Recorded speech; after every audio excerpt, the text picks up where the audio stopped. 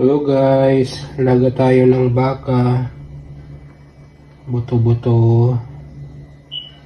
Ayan, so i-boil natin with sibuyas at pamintang buo para lumambot.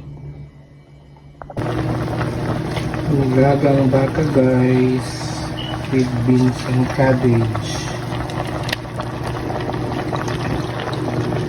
Kailangan natin umikot ng sabaw para lumakas.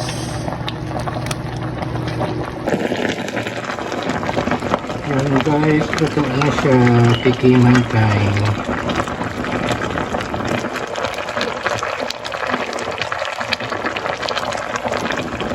Sarap guys. Kain na po tayo ng beef nilaga.